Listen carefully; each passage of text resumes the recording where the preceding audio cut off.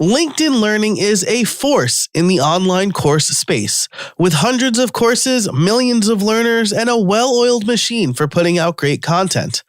I, along with today's guest, Carrie Dils, are fortunate to be longtime instructors for the platform. I invited Carrie on the show to catch up, and I thought it would be fun for us to exchange notes on how we come up with ideas for and then record our LinkedIn Learning courses. In Build Something More, it gets even more fun as we talk about the courses we thought would do super well, but turned out to, well, not. We talk about a bunch of stuff following the footsteps of people we learn from, how to pitch ideas, and share our love for the recording booths on LinkedIn Learning's campus. And again, if you want to get that ad-free extended version of this conversation and every episode of How I Built It, you could become a member of the Creator Crew over at joincreatorcrew.com. Thanks so much to LearnDash and Text Expander for sponsoring this episode. You'll hear about them later on in the show, but first, let's get to the intro and then the interview. Hey, everybody, and welcome to How I Built It, the podcast that helps small business owners create engaging content that drives sales. Each week, I talk about how you can build good content faster to increase revenue and establish yourself as an authority. I'm your host, Joe Casabona. Now let's get to it. I am here with my good friend, Carrie Dils. She's a LinkedIn Learning instructor, as well as so many other things. I forget really when we met, but we worked together at Crowd Favorite, where we have some battle stories and some good times too. But Carrie has been a freelancer in the WordPress space for a long time, and she also creates incredible LinkedIn Learning courses. And she's here. If you listened to the intro and didn't just skip the first 2 minutes of the show, she's here because we are going to exchange notes about how we come up with ideas for LinkedIn Learning courses and our process for recording those LinkedIn Learning courses. If you want some context for how a LinkedIn Learning idea becomes a LinkedIn Learning course, how a LinkedIn Learning bill becomes a LinkedIn Learning law, check out my interview with Tracy Larvens, which happened last year. That will be linked in the show notes. I don't have the episode number for that because I'm a professional. But that'll be in the show notes for this episode over at howibuilt.it/268. But I've been talking too long. Let's bring in our guest, Carrie Dils. How are you? Well, I am just fine, Joe Casabona. It is fantastic to be in the same virtual room as you. Why don't you tell us kind of the things that you're up to now? Yeah, so I've been working with LinkedIn Learning, the artist formerly known as lynda.com, for about 7 years now, and created numerous courses for them. You might say, yeah, well, you did say, in fact, I've been prolific there. I'm doing a lot less client work these days, focused more on the educational aspect, and I've actually been working with WP Engine for a few years now, helping them create some media and training resources and enjoying that. So basically, I just like telling people kind of what to do, or I suppose how to do things. So yeah, a little bit of both, right? What to do, how to do it. You know. Nice. I didn't realize you were working so closely with WP Engine at this point. I know you had been working with them, but I guess I haven't been keeping up. I've been kind of bad at social media. Well, I think it's not just a social media thing, but the whole pandemic and not having word camps where we're regularly seeing our peers and kind of doing that little hallway catch up and catch up over meals. I feel a little out of the loop as well. So I think that's normal. Yeah. It's so interesting. It's not something you really feel like you miss until you realized how much you miss, right? Like, I mean, again, I talk to like Brian Richards regularly, but a lot of my WordPress friends, I really mostly only saw at WordCamps or meetups or whatever. So it will be, I've said I want to do fewer WordCamps and more like non-WordPress industry conferences, kind of break out of the WordPress bubble a little bit, but I don't know how much I'll be able to stay away because that's like a reunion with my friends. So we'll see. Right. At some point, it becomes less about the actual sessions and more about catching up with your WordPress loved ones. Yeah. And let's be honest, the only time I feel like I was ever in a talk was when I was giving it. I think I spent most of my time in the hallway track. Yes, I am a proponent of the hallway track. Yeah. So that's where the work, that's where the biz gets done. So fact. Yeah, right. Awesome. So you've been making LinkedIn Is it Linda? Nay, Linda. Yay. Nay. Well, watch me whip. You know what? And then watch me nay. We're going to leave that to the listeners to decide. Yes, write in. Tweet at me at @JCasabona. Is it knee or nay? Yes. Spell it the right way, so I'll have no idea what you're talking about. Yes, phonetically. Spell it phonetically. Yes. So LinkedIn Learning, formerly Linda, for 7 years. How did you get involved? Because I needed an in. I guess I didn't need an in, but I had an in with Morton. I basically said, hey man, I would love to make LinkedIn Learning courses. And he said, when the time is right, I will connect you with the right people. And the time became right a little while later. Oh, that's awesome. Well, my LinkedIn or Linda origin story may be similar to yours then, as Morton was the one that introduced me. And if anybody's listening to this and is not familiar with Morton Rand Hendrickson, please go follow him on Twitter at more and then the number 10. A fantastic fellow. And actually, I love this origin story. So thanks for queuing it up for me. But when I've been reading Linda's books since the late 90s, and have always been a fan of her and Linda, an actual human, in case people didn't know that. And then when I was starting to get into the WordPress world, for my birthday one year, my dad gave me a year-long subscription to Linda. And it was at that point that I actually took Morton's class, his WordPress course, and some other courses, and really kind of got my footing on working with WordPress as a platform. And then I want to say it was maybe at the 2013 WordCamp San Francisco. This is before there was a WordCamp US. I met Morton in person, and I was probably imagine you meeting your favorite musician or rock star or whatever. And that's, I kind of was, I didn't throw my bra at Morton, but I did fangirl a little bit. Yeah. You can edit that out if needed. If you're cool with it, I'm cool with it. So it was not too long after that where Morton actually suggested that I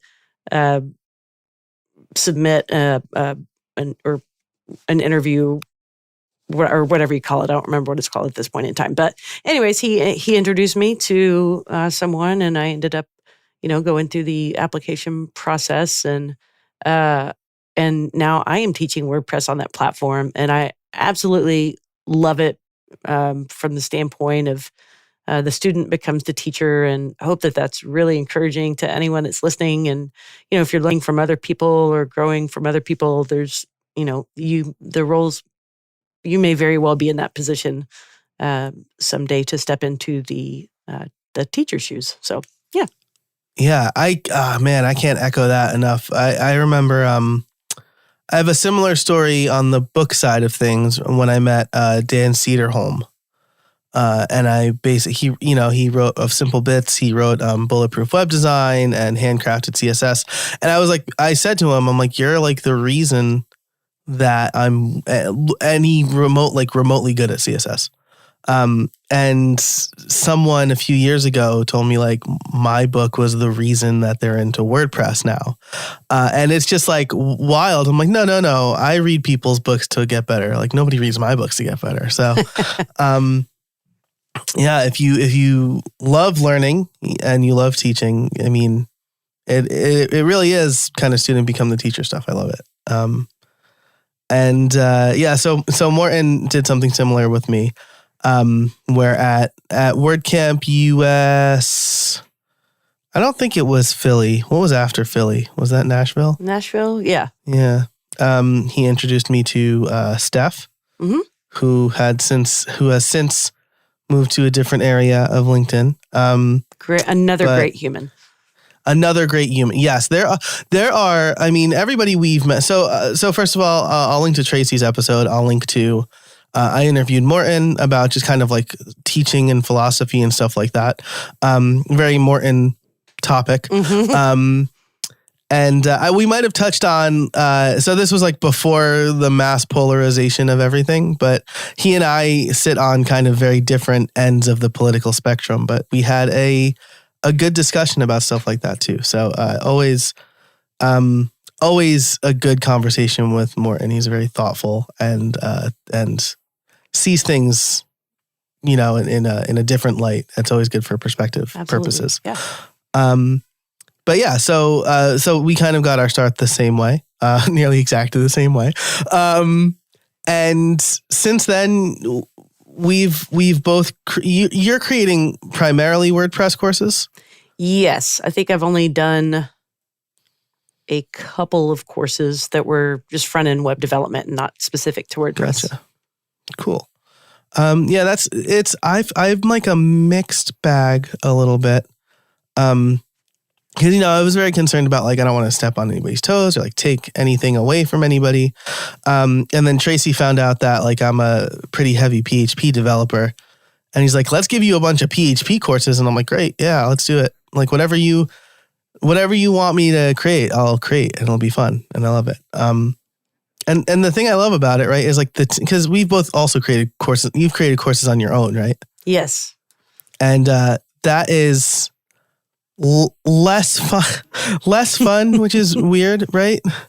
Because like there's not the whole team aspect of it, right? You talk to your content manager and your producer, and like my first producer was Pat Stevens, who's like another great human. Good job, LinkedIn, hiring great humans. They do. Excellent culture. This episode is brought to you by Text Expander. What can you do with more hours? Repetitive typing, little mistakes, searching for answers. They're all taking precious time away from you. With Text Expander, you can take it back and focus on what matters most. In 2021, Text Expander saved me 34 typing hours. That doesn't even include the collective hours I would have spent looking for responses, links, resources, code, and anything else I type regularly. Talk about creating more efficiently. You will never need to copy-paste repetitive responses again. With Text Expander, your knowledge will always be at your fingertips with a quick search or abbreviation. Text Expander is available on all platforms, and show listeners get 20% off. Take back your time today at textexpander.com/podcast. So when it's just you, it's like it's all you, and then you do the editing or whatever. You pay somebody to edit. And right. Like, there's none of that team support. And with LinkedIn, whereas, like we write the material and then we present it. But other than that, like it goes to somebody else produces it. Somebody else is worrying about the minutia of the slide transitions and, how things are, it goes to somebody else to put the polish on it. And the whole self-publishing courses, not only do you have to do all the technical work related to actually producing the course, but then you have to create the platform for it. And in this case, as we're both WordPress developers, maybe that's kind of part of the fun too, is building a site and working with an LMS and figuring out all that stuff. But it's a whole ball of wax. And I've had people ask me in the past, like, is it better, do you make more money if you self-publish or if you go through a platform where they, pay you a percent or whatever? And I'm like, well, it depends who you are and if you love marketing and if you want to get your hustle to get your site and your courses out in front of people. But it's a slog. So go in the route of working with a team and a platform, even though they're taking the majority of the pay, it's worth it to just come in and be a specialist and not have to be the generalist doing the whole kit and caboodle.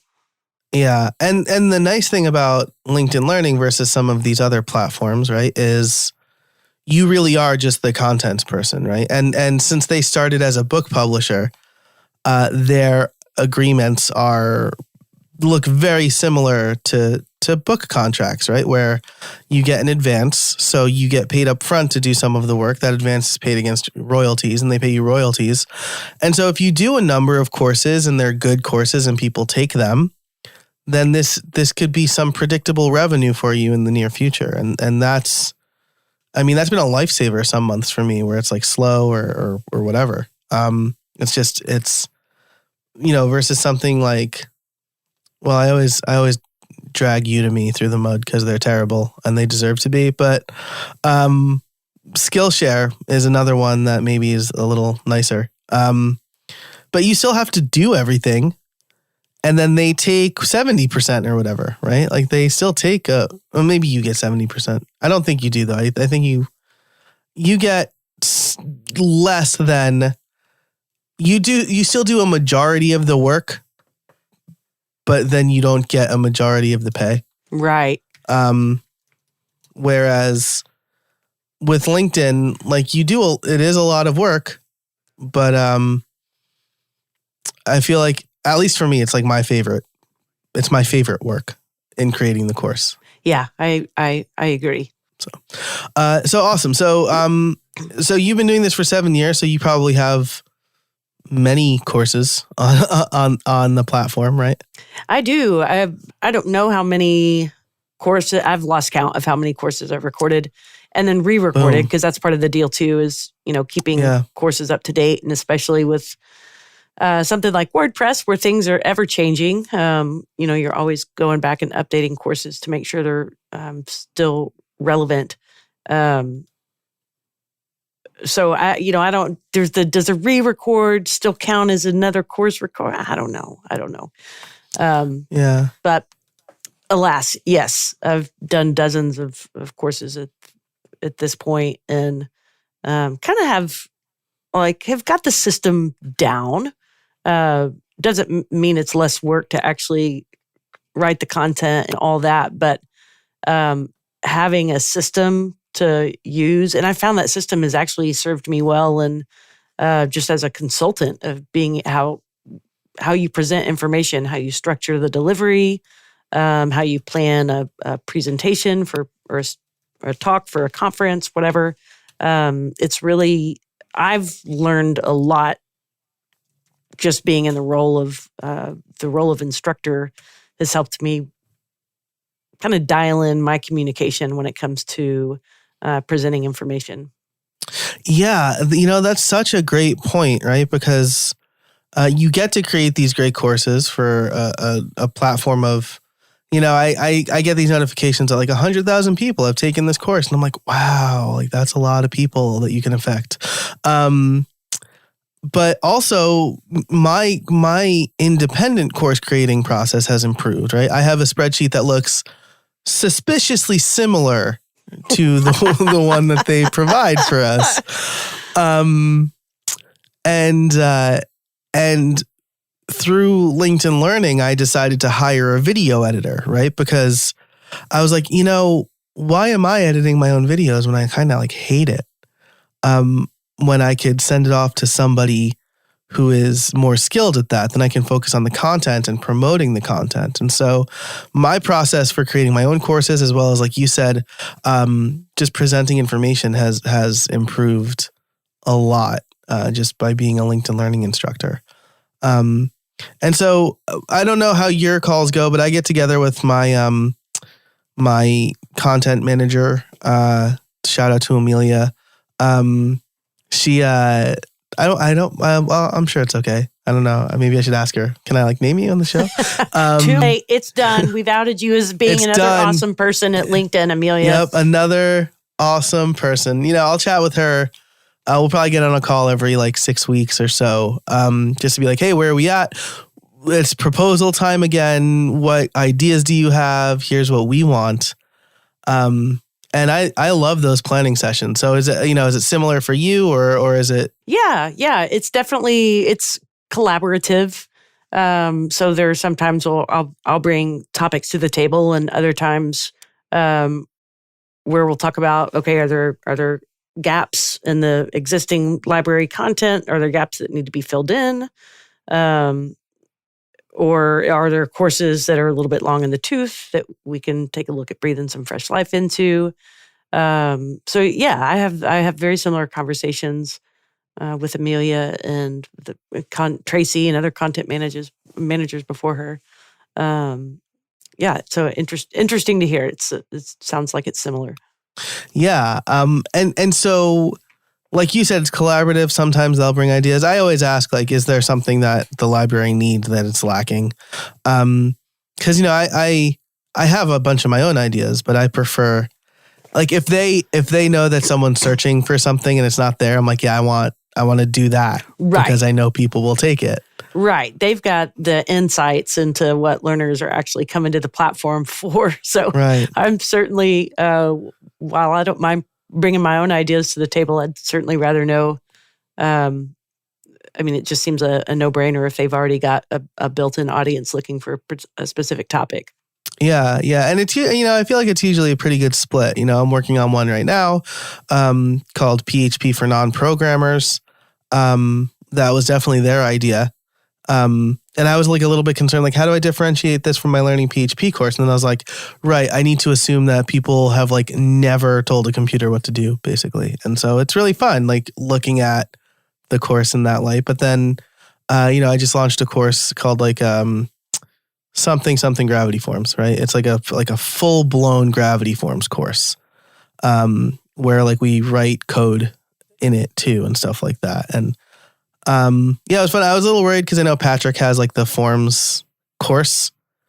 But I was like, this is like a deep dive into one popular form builder, I think. And so when you come up with how do you come up with ideas? Is it like stuff that you're doing that you're like, this would be a good course? Do you like search through the library? Like, what's your process like? Yeah, it's kind of both of those things. I'll go kind of hunting through the library to see what's there. And then also, maybe not necessarily something I'm working on, but a topic that, now this may sound shocking to your listeners, a topic that I want to learn more about. And, dig deeper in. And that's part of the fun of teaching, of course, you've got to go learn it deeply. I feel like if I say learn deeply, I immediately think of JavaScript and Matt Mullenweg. I know. Yeah. I'll need to see a therapist about that. But in order to be competent in teaching something, you obviously have to learn the material. So that's part of the fun too, is kind of getting to do research and see what's out there, see what people are using these days in terms of their favorite products in the WordPress ecosystem. I had started a series on WooCommerce and, well, I haven't, I don't know if I can share what's coming down the pipeline. No, I'm just kidding. It's actually funny you mentioned that because I didn't think we were allowed to, but then I like actually read through one of like Amelia's kickoff emails recently, and it's like, definitely tell people what you're working on. Like, we just can't say dates, I guess. And I was like, wow, I'm glad I read this. Right. Because I feel like, in the before time, it was more like kind of, you can hint at don't give away titles or anything. Yeah. But, I'm still not sure if titles are supposed to, I don't know. I always kind of err on the side of caution with that. But so some courses around e-commerce and LMSs, and that's fun for me to kind of dig into. And then, but this, we may talk about this later. I'm not sure. But some of the courses that have been the most fun for me, or the ones that were really kind of passion courses, have kind of been bombs, generally speaking. So, I don't mind. That just goes to show my ideas are not always good ideas. Yeah. And you know what? We are going to talk about that and build something more. So if you want ad-free extended episodes of How I Built It, like the one that Carrie and I are going to have later, where we talk about our favorite courses and then the courses that we liked but were duds, you can become a member of the Creator Crew for $50 a year. That's less than $5 a month. Over at the show notes page, howibuilt.it/268. So yeah, we'll definitely talk about that more later, but I feel the same way. I've gotten into a topic I thought I knew pretty well. Very recently, actually, like the CMB2 course that I launched that's out right now. I was like, oh yeah, this is going to be great. And then I'm like going through the docs and I'm like, I kind of assumed that this was updated more recently than like 2015 or 2017, maybe. Like there's like some commentary about, oh yes, we know that Gutenberg is coming. And I'm like, oh man. So like I had to rework some of the course during recording because like there was like building a block. And I guess I assumed that you could do it with CMB2. And I don't know if it like didn't make it into the final version, but I was like, oh man, I'm like in the thick of this. It's too late to stop now. Yeah. Oh. So, but like that's definitely one that's like kind of a dud. I'm like looking at my earnings report now and it's, I liked it because I like CMB2 and it was nice to like refresh myself on that. But, you know, like my ACF course is a lot better. Well, you look at, a lot more well received, we'll say. Right. And I don't know these numbers off the top of my head at all, but, what's the user base of Advanced Custom Fields versus CMB2? And, right. How those courses perform may be a reflection of kind of percent market share that each of those products has. That's, again, a guess because I don't know those numbers, but speculation. It's reasonable to assume, right? Especially because like ACF has like a front end component to it. And I feel like the developers who are getting into CMB2 probably are just consulting the docs or have been using it for a long time at this point. Like, it's not new. It's actually very old as far as like WordPress goes. Right. So, maybe that was it. I felt like that was a good gap in the LinkedIn library to fill, if for no other reason than to maybe point people to my ACF course. Like if you want something newer. Hey, this one's pretty much a POS, but I've got this course over here. I like that promotion method, Joe. I got to tell you, I stole it from Morton, right? Because I did an updated version of his WordPress workflows course. And I was going through his course and I'm like, this is brilliant because it's just like, here's like surface level stuff in WordPress. If you want to learn more, check out my course that goes deep on this topic. And I'm like, this is like a switch station to get people to take even more of your courses. And I know, brilliant. But that is also a very popular course. A lot of people like taking that because it lays things out pretty clearly. So when you come up with your ideas, do you have like a text file, like a note doc that you just write them in? Or is it like, I'm meeting with Amelia, I need like 10 ideas? I'm not very organized about it. It's usually just a couple of ideas floating around in my head that may live on a Post-it note. Gotcha. This is where I'm like, I don't want to say I'm a freak because I think this is the most type A thing about me, I'll say. I have, I guess I can't, it doesn't make any sense to share screens on a podcast, but I have a document in my notes app called Craft where I have a section that's called Current Production Schedule, LinkedIn Learning Resources, right? Anything that like Amelia or my producers have sent me. Currently in development, and that's one course. On deck, any courses that have been approved proposal-wise. And then I have an ideas section broken down into like types of courses, and then a section called shipped. Nice. So I can go to this doc and I can be like, oh yes, here are the ideas I came up with. And then I'm like, oh, this one definitely was like a fever dream idea because it's terrible, but like it's all there. And then when I come up on these meetings, I like pick like my favorite 5 that I think are pretty good.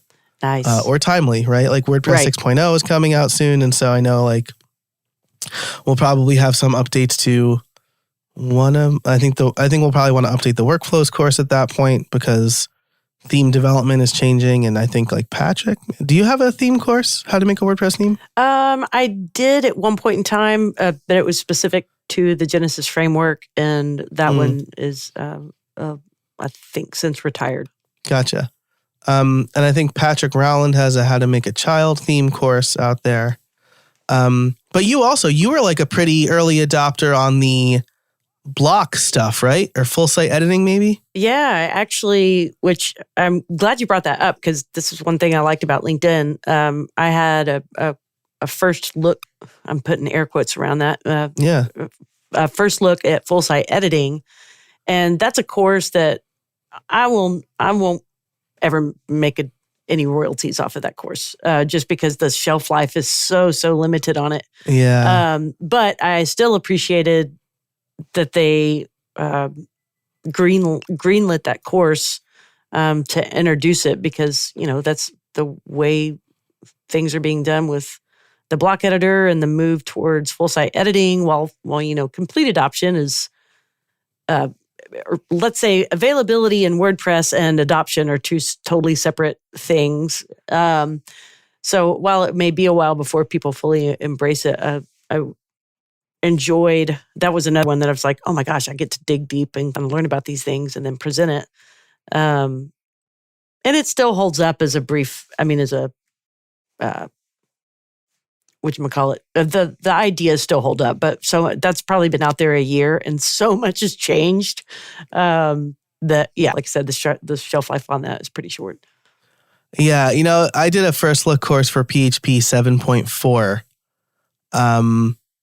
And that was like shortly before 8.0, not shortly, but sooner than I expected. Like my Learning PHP course dropped.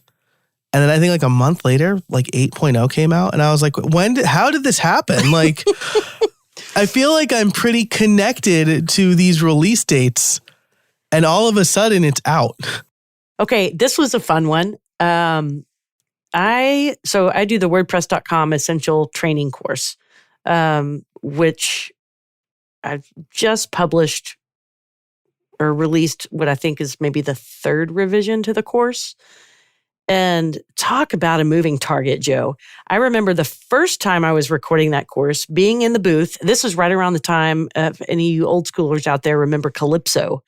Calypso was rolling into WordPress.com and things changed. Like I would record a movie and the next day that screen would look different on WordPress.com. I was like, oh my gosh, like it's outdated before I can even finish recording the course. And it made me so irritated. And anyways, so the last revision of this course came out just 2 weeks ago. I think it was 2 weeks ago. And like between me recording the course and the course's release, WordPress.com completely overhauled their pricing structure. And just went to like a free plan and a pro plan where they had been at 5 plans. And I'm like, oh, criminy.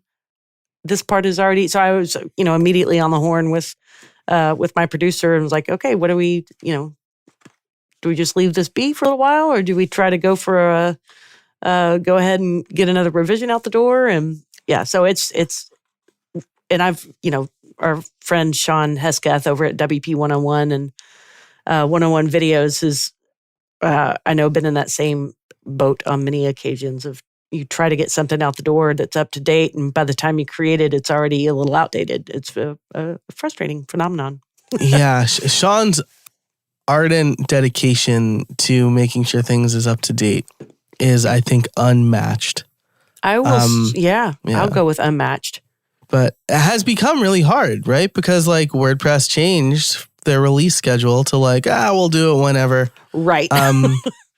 Which is so frustrating. We could talk about that in a different time. Right. That's frustrating to product developers, to not just educators. That's frustrating to everyone. Yeah, to developers and users and people in the enterprise. Like, you need a predictable timeline in the enterprise. Otherwise, you're not going to see any adoption. Like, so. Right. Yeah.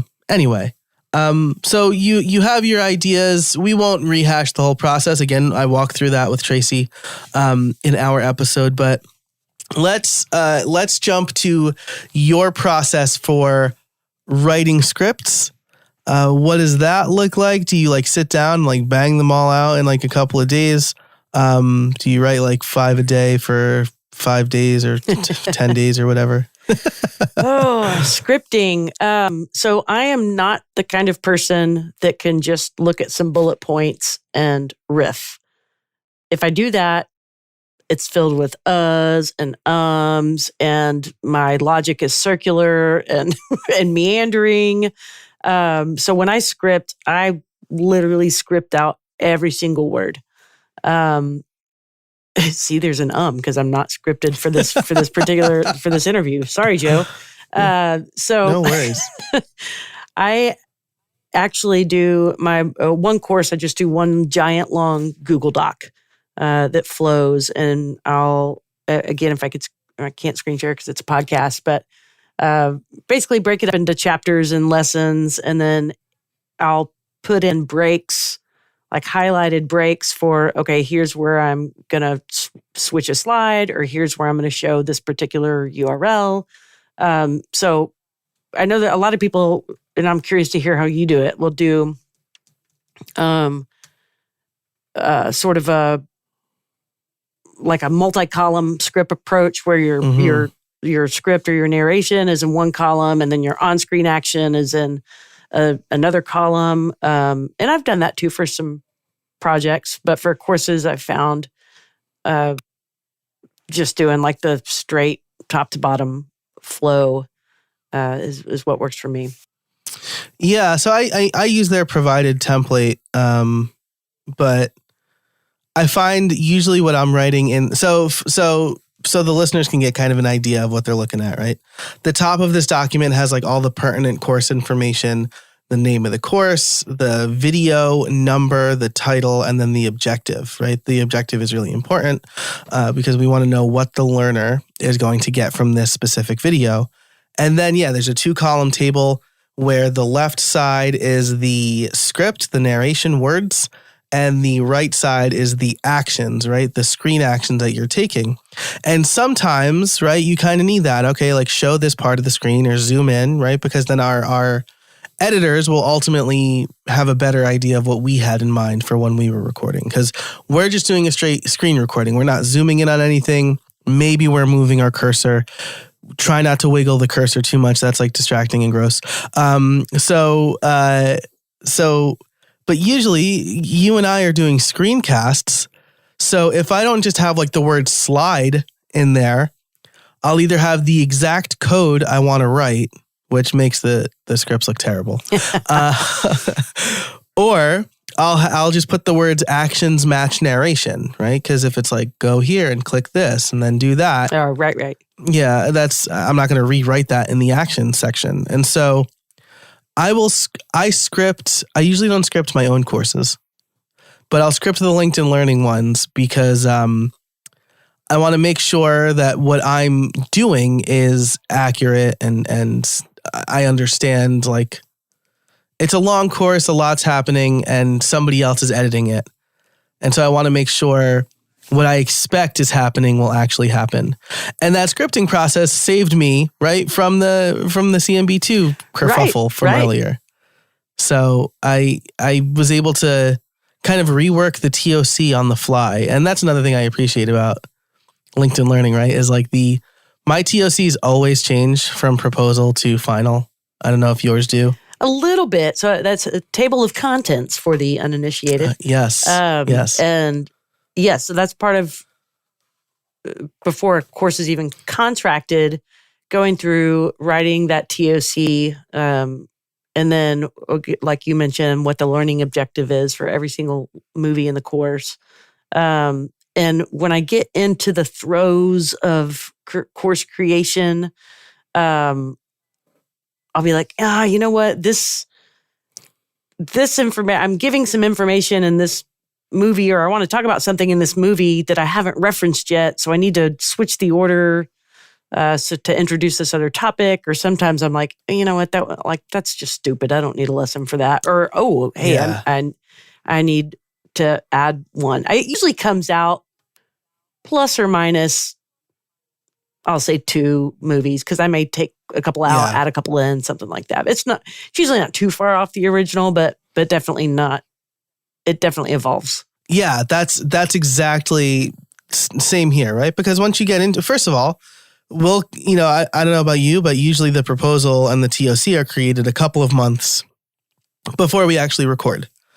And so, as you mentioned, we're in a field where things change quickly, right? So, again, with my ACF course, I recorded something that became a premium feature like the day I was going to record it in the booth. And I was like, wow, good thing this happened today and not like tomorrow or whatever. But, I think they switched the create your own blocks to a premium feature. And in the script, I was like, this is free. Isn't that wild? Strike through as of today. Just kidding. Yeah. But yeah, I just did that with the current course I'm working on. I'm working on a script. And like, before I talk about variables, I talk about accepting input. And I'm like, why am I talking about accepting input when I'm not telling people like where to store it, right? So I'm like, just move that down, move these up.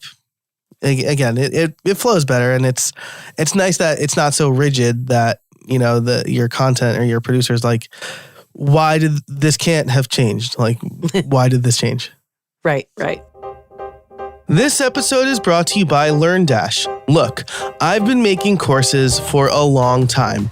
I've taught at the college level, and I've created curriculums for several different organizations, including Udemy, Sessions College, and LinkedIn Learning. When I create my own courses, there's no better option than LearnDash.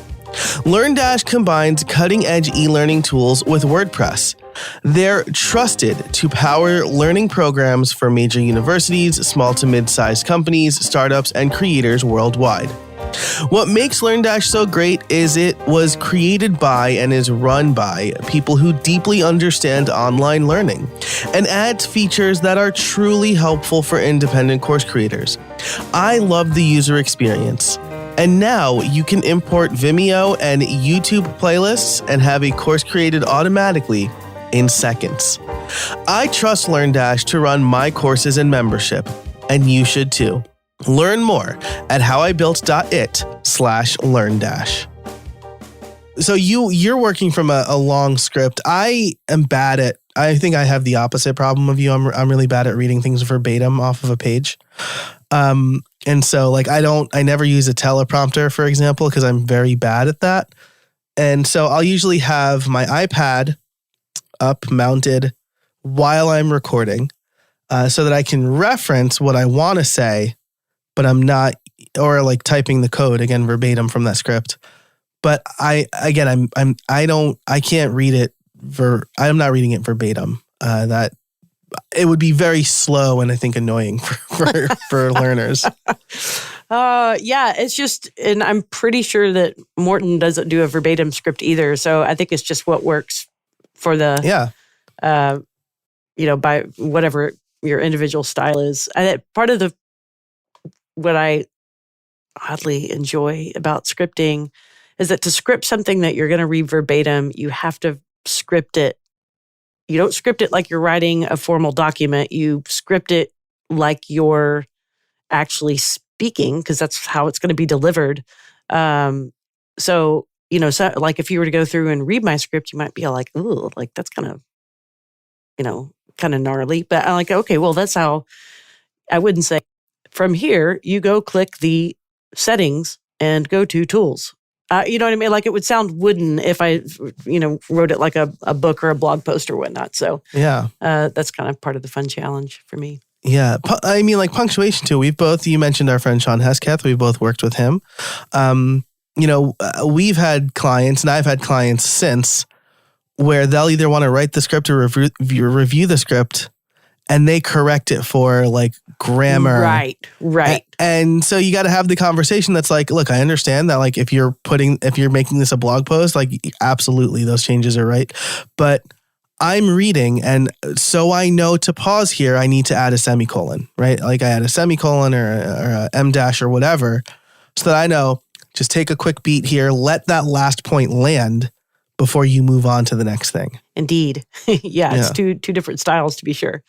Yeah. And again, kind of talking different styles, right? With LinkedIn Learning, at least for me, right? I'm recording the voiceover and the screen actions at the same time.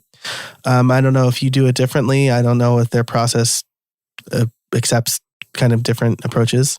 No, I'm doing the same. But I have had, like when working with Sean and then some other projects where those two things are recorded separately. So first you record all your on-screen action and then you go back over and do a narration. And I personally find that much harder. It's tough, right? I'm doing that for some client work now because they wrote the scripts.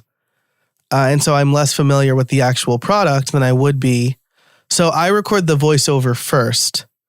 And then what I'll do, this is a handy trick that our friend Sean taught me.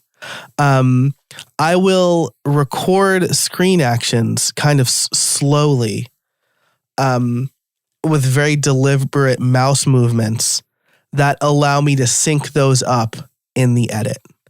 And what Sean does too, I don't know if I'm giving away one of Sean's trade secrets here, but when we were doing work for 101 videos, we actually had a separate track that was the cursor track. Yes. And then we would animate that. And that made for very smooth. Oh, it's so much cleaner. Yeah, it's really clean. But you pay for that. Because it takes a long time in the edit to do that. Yes, for anyone who has never edited video, you could say the same for audio, but definitely video. It is a labor of love. It is incredibly time consuming. You're like, oh my gosh, how many minutes or hours do I have to spend to get like one polished minute of content? And it's crazy. Have you ever done the calculation of for your LinkedIn courses, like how much time inspiration for your finished minute? I've figured that a day of recording gets me about an hour and a half of finished course material. Oh, wow. You're fast. Yeah, it's probably really frustrating for the editors. Yeah, but so actually, this is a really good transition because I want to ask you about the day of recording stuff. I have small children at home. And so on the days I record, I have to be strategic. I go make sure they're at school or my wife goes to her dad's house or whatever. But I have like some movable panels and a green screen. So I kind of make my own booth here. And then I also have a separate profile on my computer just for LinkedIn Learning that like hides all of the doc stuff and the menu bar stuff. But I don't allow myself to, and that's like a really big screen resolution or a really low screen resolution too. I don't allow myself to log out of that profile until I'm done recording and everything's uploaded. Wow, that's hardcore.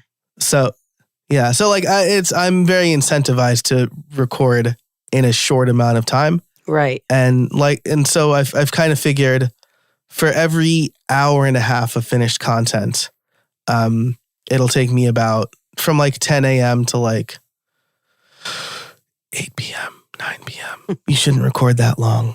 Now your voice starts to get a little scratchy then. Yeah. So yeah, usually I'll record a course over 1 or 2 days for that reason. So, but what's your process like? I also have a separate user account just for coursework.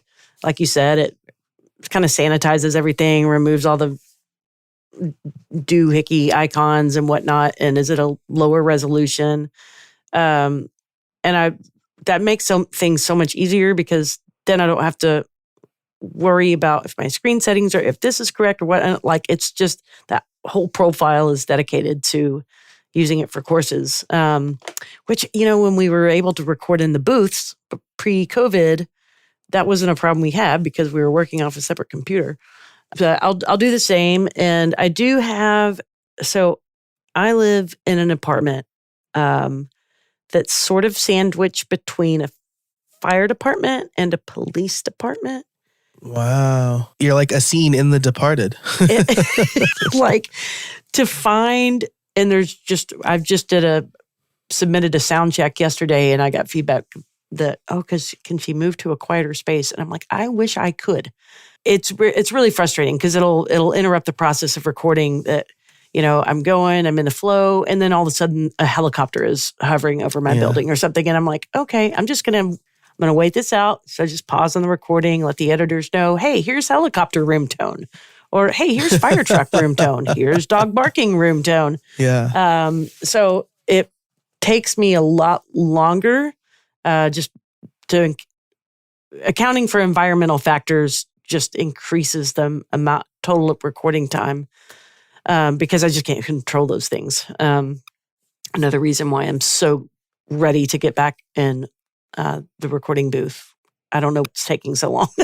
I love the booth. So real quick, again, I'll have for the uninitiated moment, room tone is generally when you just turn your mic on, you don't say anything, you record about 30 seconds of that so that our editors, if they need to cut out a part, first of all, they can use it to figure out what the low hum noise in it is and edit that out. But also if they're cutting a part of narration, it's very obvious if you cut out the audio, but not the video in that part. So they can just throw the room tone in there. So it's a more consistent sound, which is super neat. And again, that's another thing that I stole from my own process. But yeah, I put painstaking effort into my setup. I have a super good, they don't make me use their microphone because my stuff sounds really good. See, I don't know if you recognized my headset. That's theirs. Yeah. Yep. Yeah. So they don't, they don't make me use it. And it's, this was a little bit of a big deal because my mic is not attached to my face. They like to use the Pre 2 because it's a headset microphone. So if you move your head, you get consistent sound. Right. But I've the way I arrange my desk and my arms when I'm typing, it's really hard for me to move my head and my mic. So it's pretty fixed. And then I have a decent compressor on there that keeps everything around the same volume anyway. Oh, nice. So I maybe that's one of the reasons I'm so fast is even with the environmental noise. I have an egress window, but I put acoustic foam in it when I'm recording. And so there aren't too many interruptions, if they happen to be mowing the lawn, but usually they're doing that earlier in the morning or at dinner time. So I'm usually not recording. That said, it's like a vacation. It is. Oh my gosh. Okay, I don't know how much time we're running up on, but I've just... Well, we'll make this kind of the last bit. I really wanted to get your perspective on recording and ideas and stuff like that. Oh, okay. So I'm going to share with everybody that's listening. So the sound booths for LinkedIn Learning are located in Carpinteria, California, which sits just slightly south of Santa Barbara, kind of between LA and Santa Barbara. It's this beautiful little coastal town. It's tiny, the sidewalks roll up at 8:30 p.m. or something crazy. And then LinkedIn has this really lovely state-of-the-art campus there. And in it, there are individual sound booths where you can go in. It's fully padded. The walls are padded. So if it's a frustrating week of recording, you can, feel free to bounce yourself off those walls. And then the food, oh my gosh, every morning they have this thing called Pixel Cafe. You go in, they have breakfast ready for you. They also provide lunch. And then this is my favorite part. I mean, this is where my inner child just takes tremendous delight. In the little kitchen area of the building where the recording booths are, and Joe, I know you know this, I know. A free vending machine where I can reach in and grab my my iced coffee or a Red Bull or a fizzy water. I can get a little pack of gummy bears or whatever kind of... It's the good gummy bears too. Yes, it's the Haribos. Yeah. It's no store brand. Yeah, no dollar store crap. No. This is so while you're in the booth, they treat you incredibly well. While you're in the booth, you're getting to enjoy these little snacks and treats. And then when you're done for the day, like you said, it's vacation land. You go out, go to the beach, or just find a little cafe or something. And I have friends over the years that are like, they're like, when are you going to Carpinteria next? Like, I'm coming with you. I am your professional traveling friend. And they're like, oh my gosh, we could just they like, lay up in the Holiday Inn all week or whatnot. So yeah. What's your favorite part? I think for me, so first of all, I will stock up on some. I have since been diagnosed with type 2 diabetes, so I can't get the Haribos, but I get like the keto movement has been amazing for this, and I've lost like 40 pounds. So like, that's amazing. Diabetes was like secretly the best thing that happened to me. I don't want to make light of a terrible thing, but it's working out for me. But they do have like sugar-free gummies that I can buy. So I'll like stock up on my own little snacks to keep down here. And I have an espresso down here. Really try to recreate the booth experience that you can't. My favorite part, I think, is maybe this is because I'm fast. I don't know what time you knock off, but the guys that I've worked with in the booth that were Pat and then Matt Bitter. Mm-hmm. And they'll always be like at 2 or 3. They're like, you should probably go. Like, I think you're starting to sound tired. Let's knock off for the day. And so like, I'm done at like 2:30. I go back to the hotel. I chill out in air conditioning. The Wi-Fi in the hotel, I don't know if you noticed this, the Wi-Fi is not the best. Right. So I'm like, well, I can't get meaningful work done. So I'm just going to go walk around. I always have a bunch of cigars with me. I'll walk down to the beach. I guess I'll drive to the beach, and then I'll park kind of far away and walk around and just listen to a podcast, smoke a cigar. It's so good. Can we please petition to open? I was driving. Actually, live relatively. I'm in the LA area now, and I was driving to Santa Barbara a couple of weekends ago, and I stopped by the campus. This was like on a Friday, maybe around lunchtime, to see what was going on, and it was crickets. I mean, there was nobody on campus. So it might be a while before we get to return to our dreams. We'll chat offline about that. All right. But I can't. Again, I have the great booth here, and I appreciate the flexibility because I don't like to leave my wife at home with 3 small kids for a long period of time. But it's like a vacation. Oh, it's so great. It's because when you're in the booth, like it's work, but like the breakfast, they have like specialty coffee one day. Right.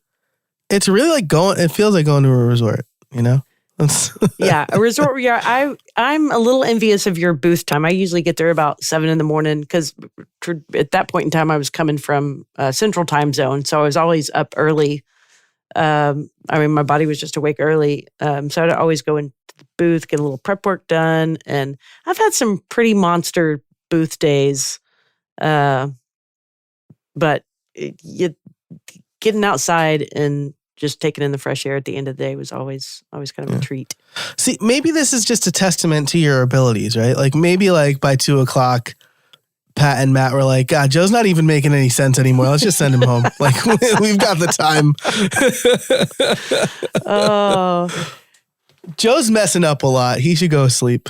Well, there's always one day. It's usually Wednesday. So I'll usually go for like I'll make this quick. I'll usually go for a week to record a course or sometimes do 2 courses in a single week. And Wednesday tends to be my hit a wall day. Like I'll be, I'm cranking out lesson after lesson, and then I'll have a day where I only record like 4 lessons or something. And it's like, oh my gosh, I don't know what's wrong with my brain.